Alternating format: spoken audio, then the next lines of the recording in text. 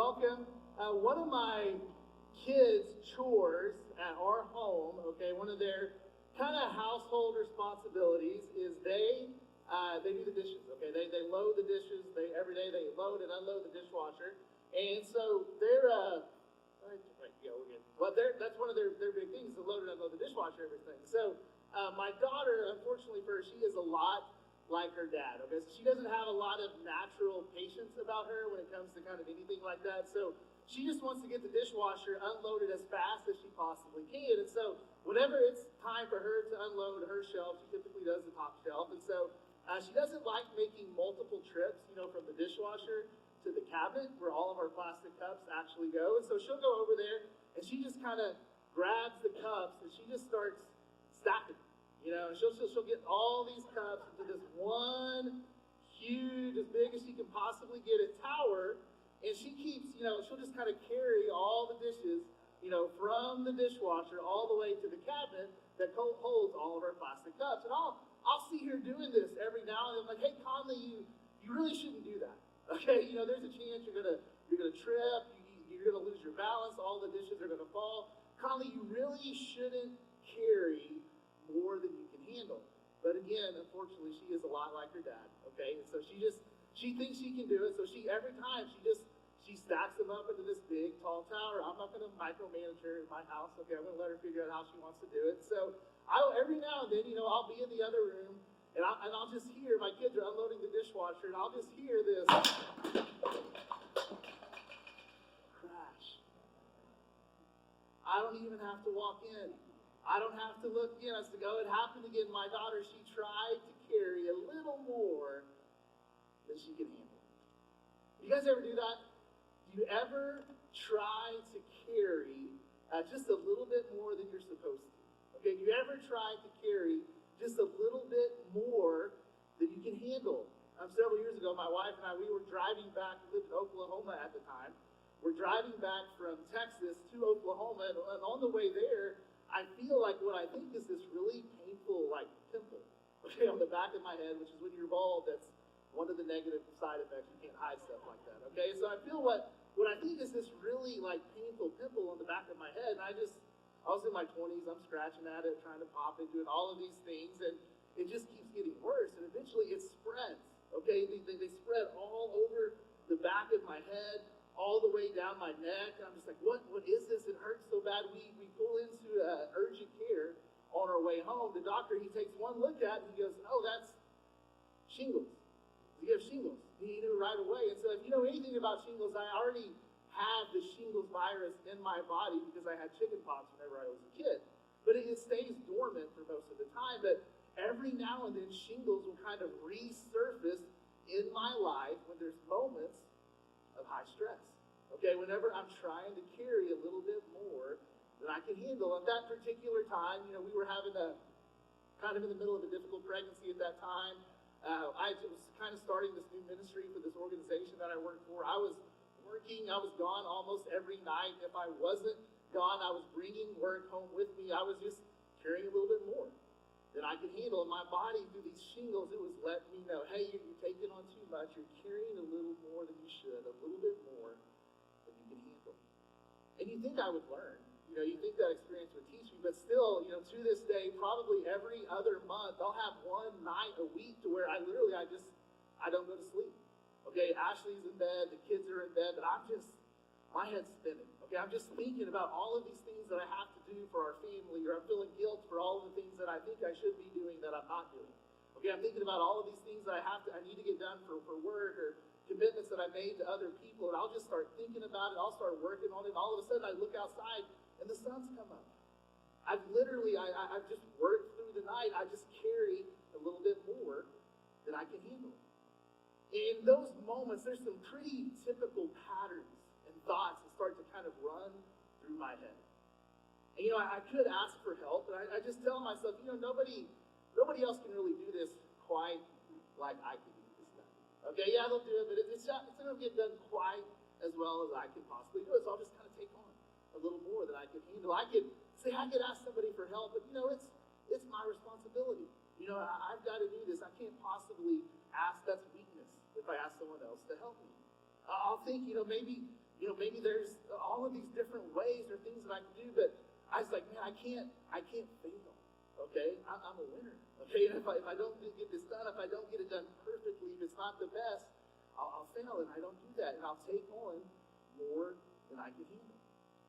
In me doing that, okay, my need, this desire, just to kind of carry a little bit more than I should.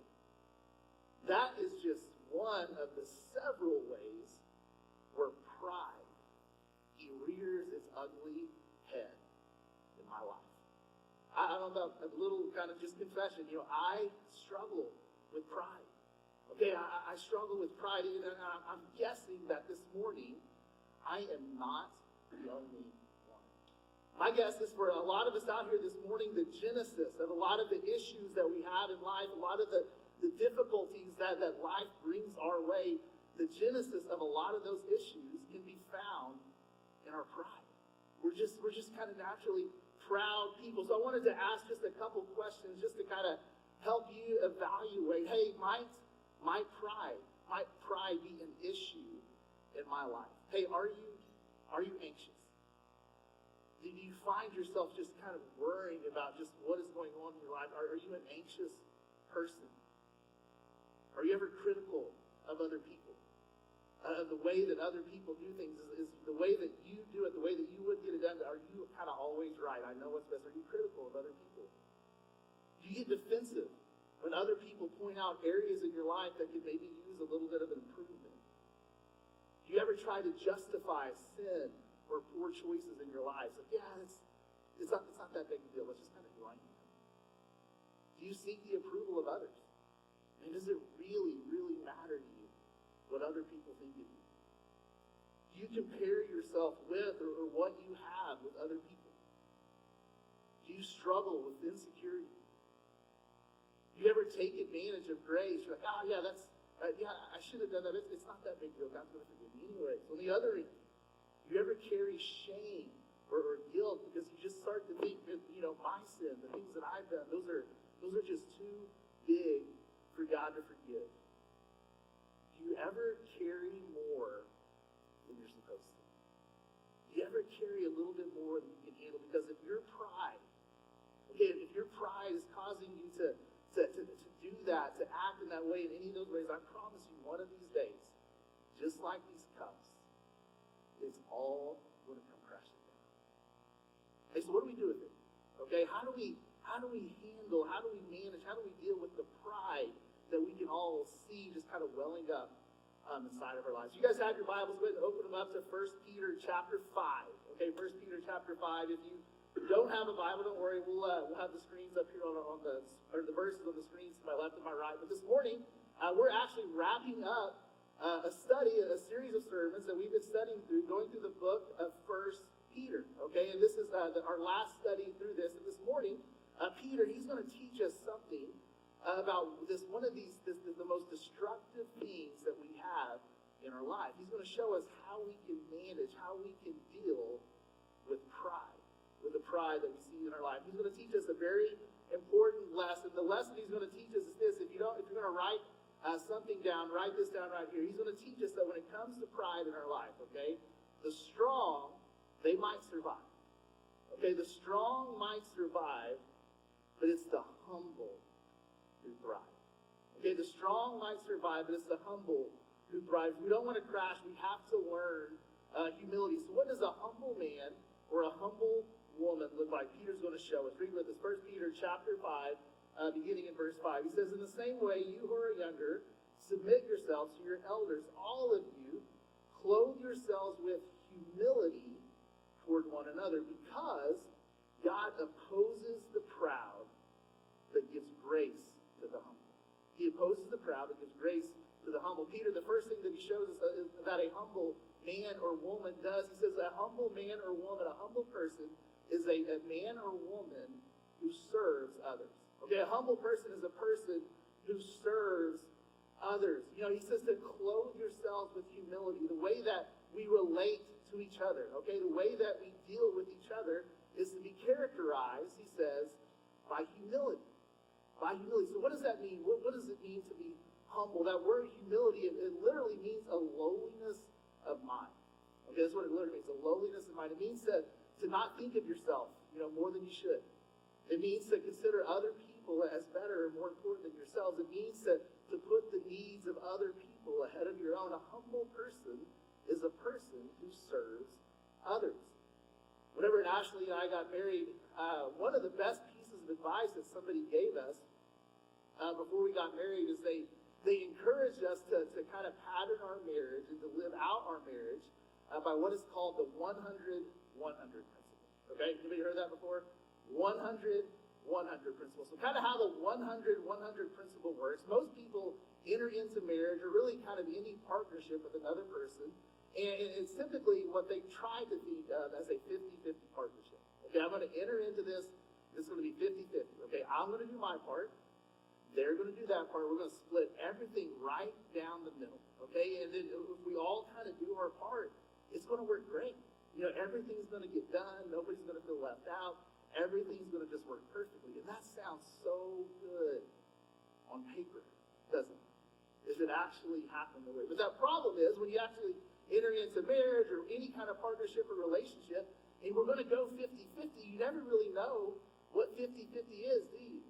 And what typically happens is you're kind of sitting there doing all the things that you say you're going to do, but there's some other things that start to drop, and you're like, okay, I'm going to have to pick that up, I'm going to have to pick that up, but you keep a note the entire time. Like, hey, I'm not actually doing 50%. I'm like doing 75%, 80%. I'm doing 90% of the work over here. And the whole time your other partner, they're saying the same thing. Like, hey, I'm doing like way more than 50% over here. And you start to get bitter. And you start there starts to be resentment. And there starts to just be jealousy and envy toward each other. Because you really never know when that 50-50 works. So what they encouraged us to do was to live by the 100-100 principle. And what that was is when we enter into kind of marriage or any other kind of relationship like that, both people go into that kind of partnership and they say, hey, I'm just going to live as if 100% of the responsibilities as if they fall on me. If I see something that needs to be done, I'm not going to wait for it to be done. I'm just going to take it on. I'm going to start to do it. I'm going to kind of live as if it all falls on me. When both people do that, okay, when you kind of live 100-100, marriage or any kind of partnership or relationship, it becomes two people who are trying to outserve one another. And it works. And so we tried to kind of enter into marriage with that mindset. And we're not perfect. Okay, it doesn't always work. And we don't always do it. It's primarily my fault. And so I don't mind serving. I just like to serve loudly.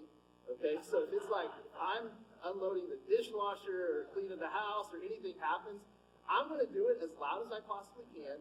Because I want everyone in our house to know about it. I want all of our neighbors to know about it. I want credit for all of these things that we're doing, that I'm doing. Okay, I like credit. But listen, when we do it, okay, when that actually works, when we both embrace that mindset, when our relationship is defined not by what we can get, but by what we can give each other, it really is. It couldn't be better. Peter is right. The strong, they might survive, but it's the humble. It's the humble who thrive. A humble person is a man or woman who serves other people, who puts the needs of other people above their own. Hey, so what else? What else does a humble person look like? Not only do they serve others, but a humble person, verse 6, also submits to God. Okay, a humble person submits to God. Peter, he continues. He says, humble yourselves, therefore, under God's mighty hand, that he may lift you up in due time. So a humble man or woman, okay, a humble person is a person who recognizes, okay, there's somebody out there. There's someone out there who is smarter than me. There's someone out there who is stronger than me. There's someone out there who is bigger than me, who is more powerful than me. And they willfully submit their life, the authority of their life, to someone who's better. They submit their life to someone who is better. They willfully submit their life to Jesus Christ, to his will for their life, and they submit their life to his word. They said, Jesus, when it comes to what you want me to do, to what you call me to do, when your word starts to kind of rub up against my life, you're not going to get any pushback from me. Okay, you're not going to have to drag me along. I'm willfully going to follow your way, because they know, a humble person knows that there is not a safer place to be than under the mighty hand of God. There's not a safer place, a better way to live your life than under the authority of Jesus Christ. A humble person submits their life to the authority of Jesus because they know that even though the strong might survive, it's the humble who thrive. There's not a safer place to be than for my life to be submitted fully to God. What else? What else does a humble life look like? Third, a humble person is a person who casts their anxieties on God. Okay, a humble person is a person who casts their anxieties on God. Verse 7, it says, cast all your anxiety on Him. Cast all your anxiety on Him. See, even though we may submit our lives to God, our lives may be fully submitted to God, there are things that are still going to come our way, and things are going to happen in our life that will cause us to worry, that are going to bring stress and anxiety in our life. And a humble person, they're the person who recognizes that sometimes there are things that come my way. Okay, there are things that happen in my life that I can't handle. Okay, there are things that are going to come my way that I can't fix, that I can't do anything about. And in those moments, they cast their anxiety on Him. That word cast, it's this violent word. Okay, it literally means to hurl. Okay, it means to throw it in such a way that it disconnects from you and it lands on the shoulders of God. You disconnect that anxiety from you and you give it to God. You give the responsibility of those worries to God. You give Him the responsibility. Are any of you overpackers at all? Anybody overpack? Like too much in the back? Okay, we got some hands. So my wife's an overpacker. My daughter is following her footsteps. She's an overpacker. So anytime we go to a trip, she just like puts everything in her suitcase. Okay, like anything that can fit in there. And it's not just on trips. If we go like to Six Flags or something like that, she'll get her little backpack and she stacks everything in there. Okay, it's like I've got to get my coloring books and put them here. I've got to get my sunglasses and put them here. I've got to get my binoculars and put them here. It's like the complete set of illustrated Harry Potter novels. Like I've got to get them in here. It's like, hey, everything I can possibly get, I want to cram it into my backpack. I'm like, Conley, you don't need all that stuff. And she's like, no, I might. Okay, and so she brings it. So it's great. You know, we'll go to Six Flags. She's got all this stuff packed in her backpack, and we're walking in there, and she's kind of excited. You know, she's happy when we're walking through the gate. But about 3 minutes inside of the gate, because she can't hold anything that weighs over 3 ounces for any period of time, guess who ends up carrying that the rest of the day? Me or her mom. But we get it. We understand. She says, hey, Dad, can you carry this for me? Mom, can you carry this for me? Can you put this in her bag? We don't give her a hard time. You know why? Because she's small. She's so tiny. She is so tiny, and the day is too long, and the load is too heavy. She can't endure it. If the day is too long and the load is too heavy, she's not going to make it. The only way she's going to make it is if she gives it to us and we take it.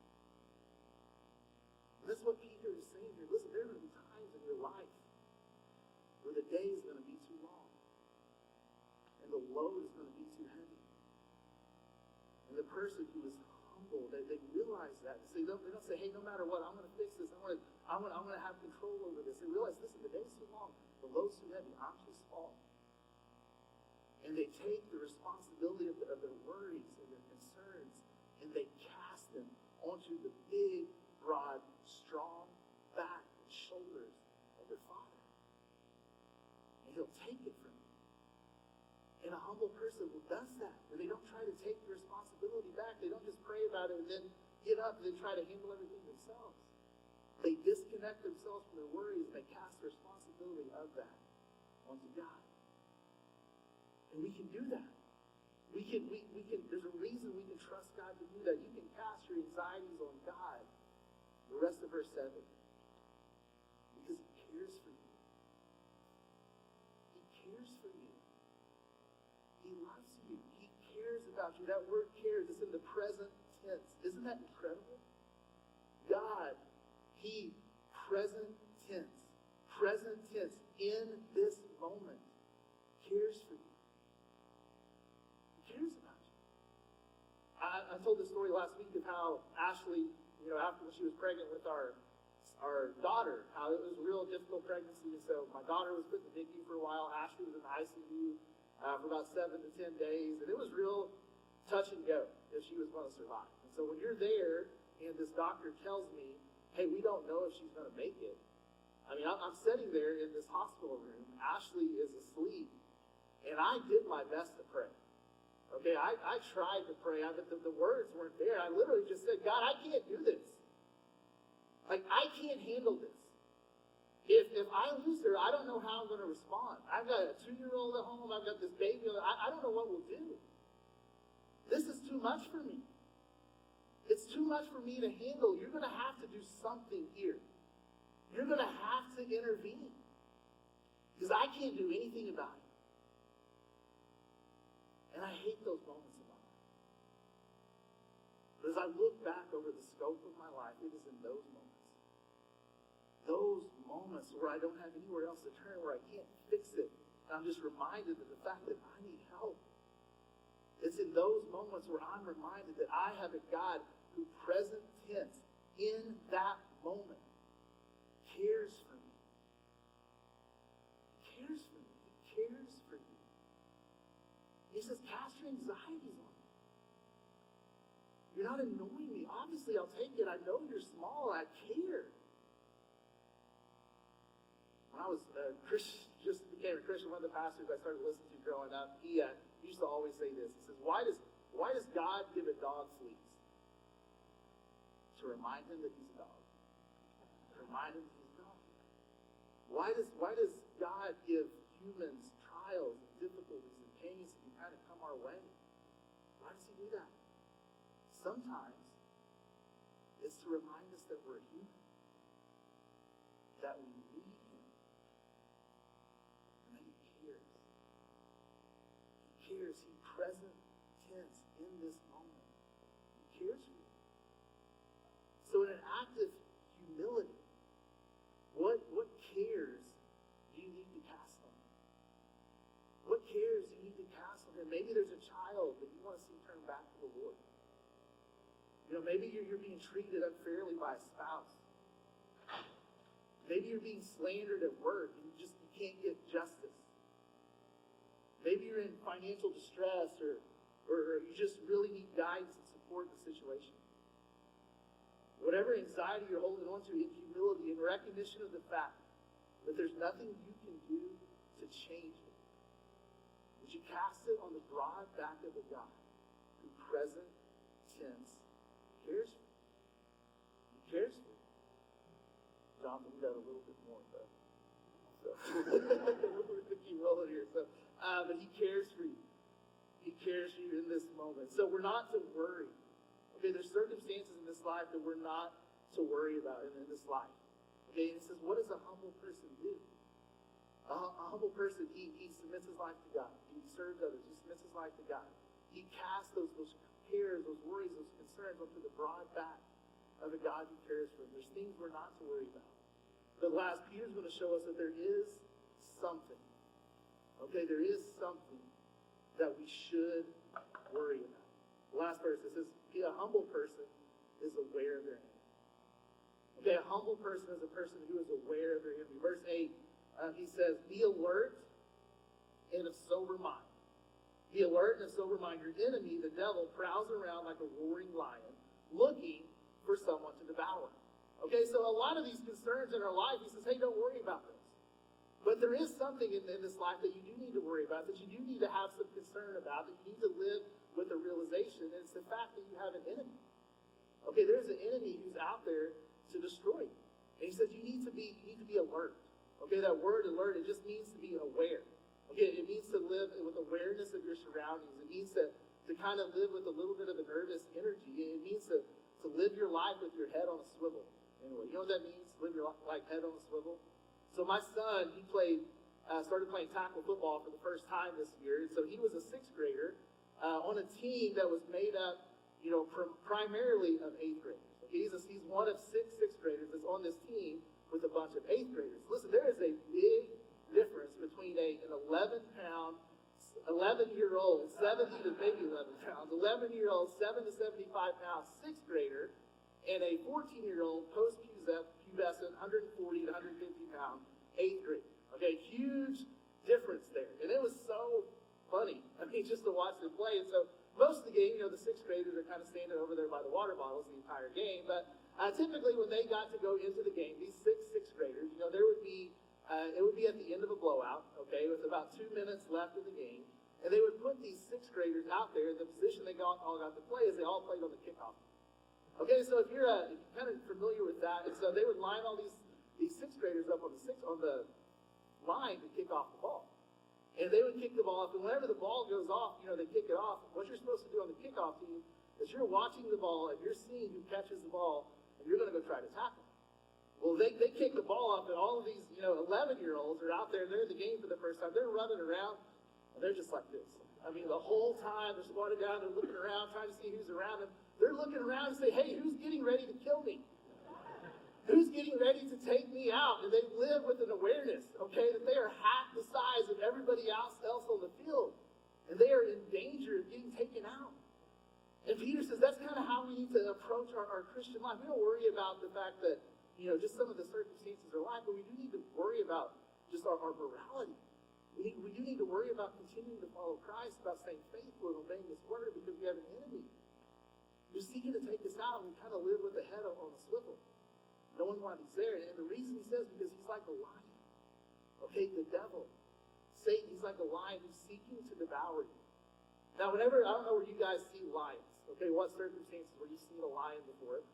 I've only ever seen a lion in the zoo. Okay? So a lion in the zoo, what are they typically doing? They're sleeping. I mean, they're not that, I'm just like, lion's just laying there. Like, he may wag his tail. Like, that's like all the most intense things he does that entire time. They're just laying there asleep. They're not that scary. But a zoo is not the circumstance where Peter would have seen a lion. You know where Peter would have seen a lion, where he most likely would have seen one? Shepherds who were defending their flocks. Where he would have seen a lion that was set loose in a place like the Colosseum to murder and devour other people, to slaughter people for the entertainment of the Romans. Peter says you need to live in awareness, because there's an enemy out there. He doesn't just want to scratch you. He doesn't just want to trip you up. He wants to devour you. He wants to destroy you. He wants to destroy and devour everything that is good in your life. He says, be aware. Be aware. Live soberly. Be aware of the surroundings. And so what do we do about the fact that there's this lion that's trying to destroy us? With an attitude of humility. Verse 9. We resist him. He says we resist him, standing firm in the faith, because you know that the family of believers throughout the world is undergoing the same kind of suffering. He says, hey, you need to resist this enemy. Now, I don't know, maybe you grew up in a place where there's like, hey, you need to kind of approach the devil this way. He doesn't say to attack him. He doesn't say to bind the devil. He doesn't say to speak to the devil. He doesn't say to command the devil. He doesn't say to dismiss the devil. He doesn't tell him to do any of those things. That's authority that we don't have. He says resist him. How do we resist him? He says by standing firm in the faith. Earlier in 1 Peter chapter 5, Peter, he compares believers, Christians in the church, he compares them to sheep and to shepherds. You know how a sheep was most protected from the attacks of a lion? What the sheep needed to do?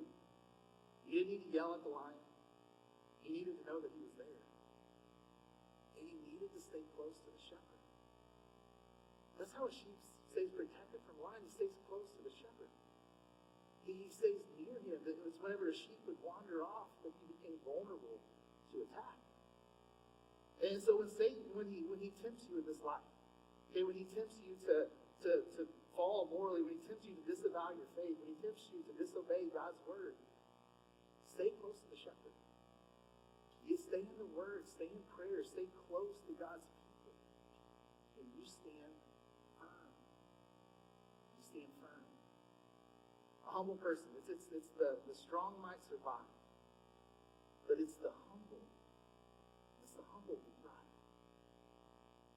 A humble person, they submit, they serve other people, they submit to God's authority.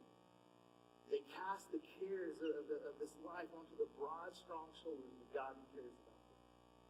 And they live in an awareness. There's an enemy out there. This is our last kind of study through the book of First Peter. And really kind of the thing that we've learned through this, as we studied through this book, is really just this idea of resilience. Okay, it's resilience, holding out hope when life gets hard. Okay, when the difficulties, the struggles, and the sufferings of life come our way, how do we continue to live with people with hope? And so as we kind of close out this whole series, I wanted to close by telling you the story of someone, a hero, okay, a hero that you might not have heard of before. Her name was Perpetua. Okay, Perpetua, she was born in the 2nd century to a wealthy African family, and she became a Christian. Okay, she was born to this family at that time, at a time when the Roman government had made being a Christian illegal. Okay, it was illegal. But Perpetua, she becomes a Christian and she starts to follow Jesus. And shortly after Perpetua gives birth to one of her kids, because of her faith in Jesus, she's arrested by the Roman government. So they arrest this woman and they throw her in this Roman jail. Okay, and it's dark. And they put her in this dark, cold jail, and every day they would come to Perpetua and they would torture her. Her and her friend, they were arrested together. They would bring her out, they would torture her. And the whole time they're torturing her, they're asking her to do one thing. They're saying, will you renounce Jesus as Lord and declare Caesar as Lord? Renounce Jesus as Lord and declare Jesus as Lord. That's all she had to do for the suffering to stop.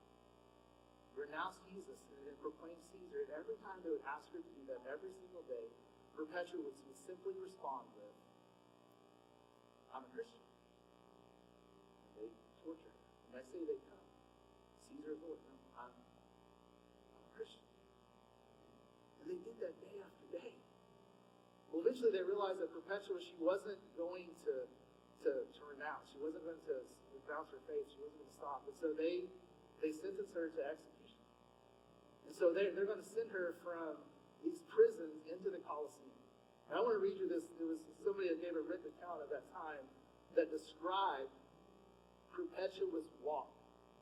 Okay, her walk from these prisons to the Colosseum to her death. This is what this author wrote. Her and her friends says, the day of their victory dawned. Okay, that's the day she's going to be sentenced. The day of their victory dawned. And they marched from prison to the amphitheater, joyfully, as though they were going to heaven, with calm faces trembling, but with joy rather than fear. Perpetua went along with shining countenance and calm steps, and began to sing a song. So Perpetua and her friend, they're set loose in the Colosseum. They take them in and they strip them of their clothes. They wrapped them in a net. They put them in the middle of the Colosseum, and they let loose a wild, hungry, angry bull. And this bull charges them. And this bull continues to stomp them. And this bull continues to gore them.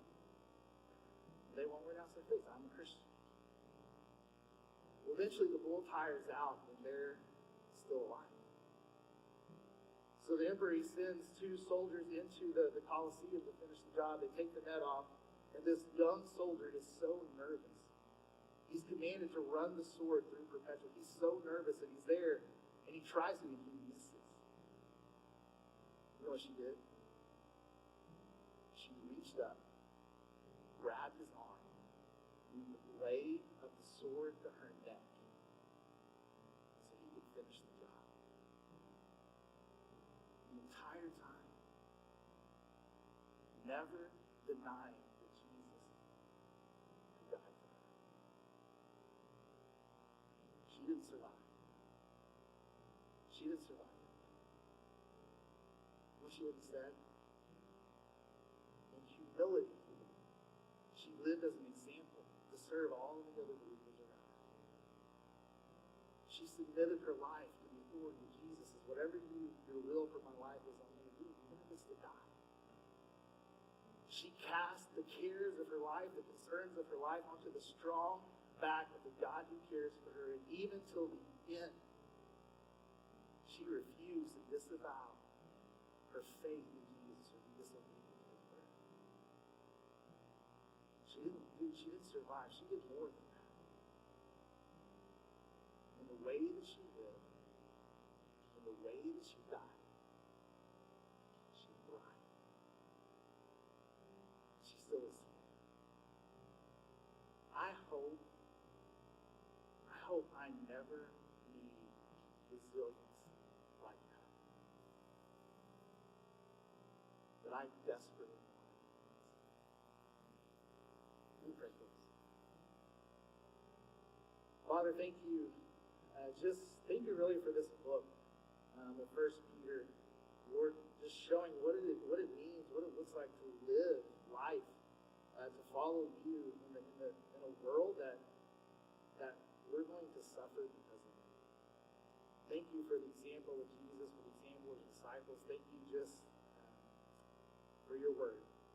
And God, thank you just for the promises today. God, I pray that we would be people that are marked by humility, that we would serve others, that our lives would be characterized not by what we can get out of our relationships, but what we can give to those around us. I pray that we would be people who submit our lives to you, to trust that we are most safe under your authority, under your mighty hand. God, I pray that we would cast our concerns and our cares into your strong shoulders. And God, I pray that we would be in awareness of our enemy. I pray that we would stand firm. God, I pray that as we live as people with lives marked by humility in a world that honors pride and arrogance, that it would be different. And we can give people the reason for the hope that we have. That Jesus died for our sins. He came back to life. We have hope in him. We pray all of this in